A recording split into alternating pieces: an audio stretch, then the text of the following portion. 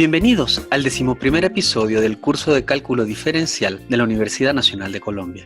Hoy continuaremos nuestro estudio de la estructura lógica de la fórmula de límites, con la definición epsilon delta. Hoy veremos cómo establecer una estrategia para demostrar límites. Es importante recordar que hay una diferencia entre demostrar límites y calcular límites. Lo primero es relativamente complicado, lo segundo es mucho más sencillo y nos ocuparemos de ello en otros videos posteriores. En el episodio anterior estudiamos la estructura lógica de la definición de límites. Vimos que esta fórmula posee dos desigualdades que tienen valor absoluto, las cuales están separadas por un conectivo lógico condicional. Una de ellas es el antecedente y la otra el consecuente de este condicional. La primera desigualdad, en la cual aparece el punto A, es sencilla de resolver. El conjunto de sus soluciones es un intervalo simétrico centrado en A con radio delta, del cual hemos excluido el único punto en el que el valor absoluto vale 0, que es exactamente el punto A. Esta primera desigualdad se podría traducir de esta manera: X pertenece a menos delta, a más delta, y X es distinto de A. El condicional completo entonces se podría leer como sigue: si X pertenece a menos delta, a más delta y X es diferente de A, entonces el valor absoluto de f de X menos L es menor que epsilon. La segunda desigualdad, en cambio, es la que puede resultar difícil de resolver dependiendo de la complicación de la función f. Algo que debemos mantener en mente durante este módulo es que no necesitamos todas las soluciones de la segunda desigualdad, sino solo aquellas que están cerca de A. Esta es la razón por la cual en el episodio 8 de este curso estudiamos las desigualdades con funciones. Vimos cómo al comparar las alturas de las funciones conseguimos regiones diferentes de la recta real. Estas regiones están delimitadas por los puntos de corte para los cuales las alturas de f coinciden con las alturas de g. La igualdad asociada f de x igual a g de x determina los puntos de corte y es importante para delimitar las regiones de la recta en las cuales se hallan las soluciones de una desigualdad o de la otra.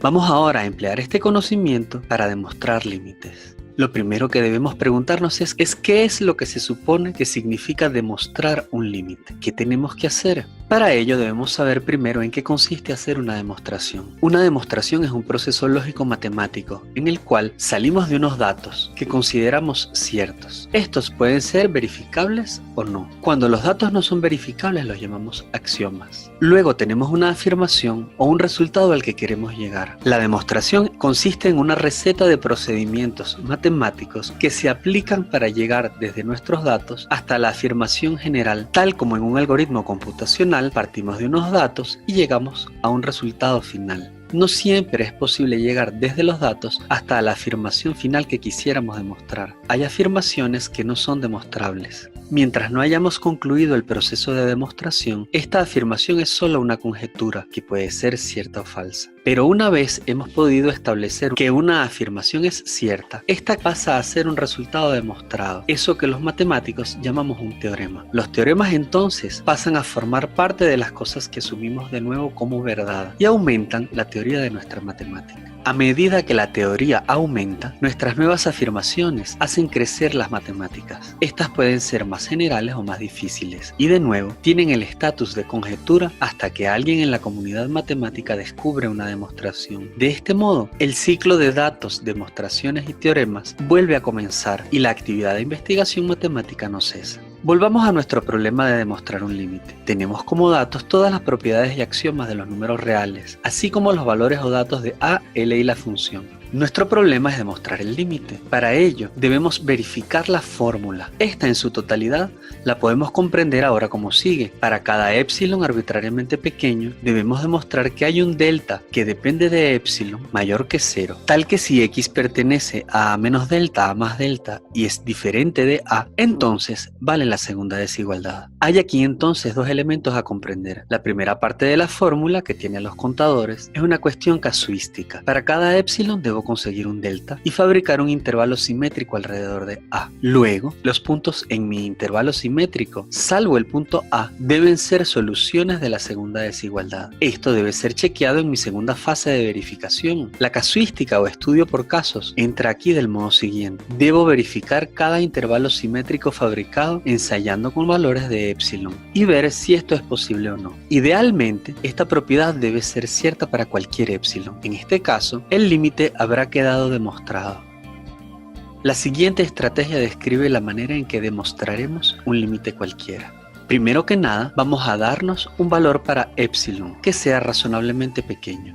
Luego vamos a buscar las soluciones de la segunda desigualdad cerca de A. Puede que haya muchas soluciones lejos de A, pero estas no nos interesan. Tampoco nos va a interesar lo que pasa exactamente en A. En tercer lugar, buscaremos un intervalo simétrico alrededor de A, lo que significa encontrar un valor cualquiera para delta. Y vamos a verificar el condicional. Finalmente, si todo lo anterior ha sido posible, intentaremos replicar el proceso para otros valores pequeños de epsilon. Si acaso este proceso se puede hacer para cualquier valor de epsilon, entonces hemos demostrado el límite. Intentemos primero con un límite sencillo como el que se ve arriba. Límite de la función x más 2 cuando x tiende a 1 es igual a 3. Los datos son a igual a 1, l igual a 3 y la función f de x igual a x más 2. ¿Por qué este ejemplo y no otro? Porque la función que aparece en el límite es una función continua cuya curva es una recta que se puede pintar sin alzar el lápiz. Para comenzar, simplifiquemos todo lo posible la expresión de la fórmula. En este caso, cancelamos términos en la segunda desigualdad, la cual ahora queda escrita de modo más sencillo. Esto es importante porque tendremos que resolver esta desigualdad. Grafiquemos las curvas involucradas. El valor absoluto de algo más 1 es la curva de valor absoluto rodada un paso a la derecha. Elegiremos de primer valor para epsilon el valor 1. La curva y igual a epsilon es una recta paralela al eje horizontal, cuya altura constante es siempre epsilon. Haber elegido el primer valor de epsilon nos hace concluir nuestro primer paso de la demostración. Para resolver la segunda desigualdad, debemos dar los valores en los cuales la curva de valor absoluto está por debajo de la recta de altura constante epsilon. Observamos inmediatamente que, de acuerdo a nuestro dibujo, el punto a igual a 1 está dentro de las soluciones.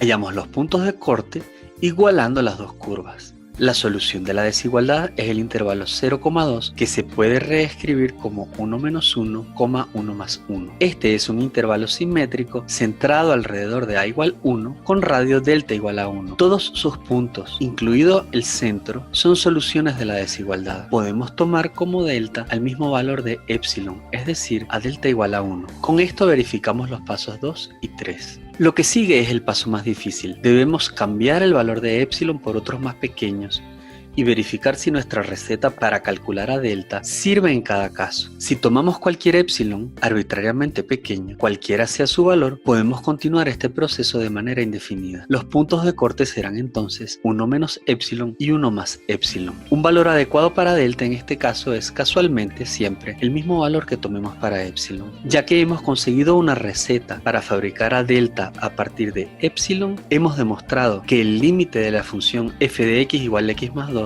cuando x tiende a 1 es igual a 3.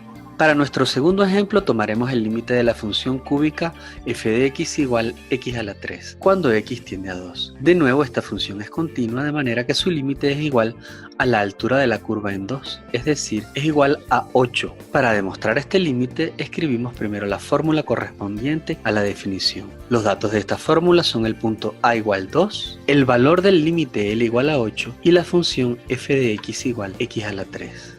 Graficamos las curvas involucradas en la segunda desigualdad. Comenzamos con la curva de x a la 3 menos 8. Esta es la curva que corresponde a la cúbica algo a la 3 o y igual a x a la 3 bajada 8 pasos verticalmente. Esta curva corta al eje vertical en menos 8 y al eje horizontal en 2. El valor absoluto de esta curva es la transformada vertical que deja igual a la parte positiva y simetriza a la parte negativa de la curva respecto al eje horizontal. A continuación vamos a escoger cualquier epsilon razonablemente pequeño y resolveremos la desigualdad cerca de 2. Elegimos a epsilon igual a 0.5. Dibujamos la recta y igual a epsilon. Inmediatamente observamos los puntos de corte, los cuales están bastante próximos al punto a igual 2. Los hallamos y buscamos la solución de la desigualdad cerca de A. Aparecen dos puntos de corte, b igual a la raíz tercera de 7.5 y c igual a la raíz tercera de 8.5, cuyo valor aproximado vemos a continuación. B es aproximadamente 1.95, mientras que c es aproximadamente 2.04. La solución de la desigualdad es el intervalo abierto b,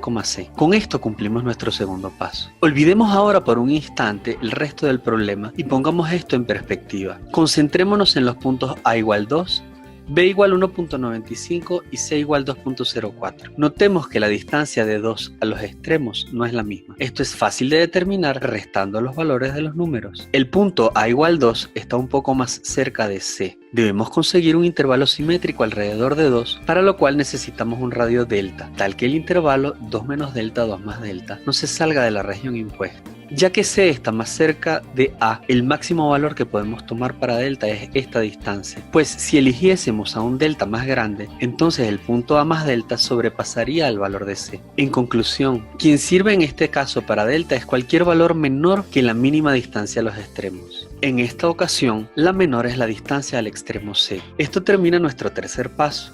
Supongamos ahora que epsilon es cualquier número arbitrariamente pequeño y resolvamos la desigualdad.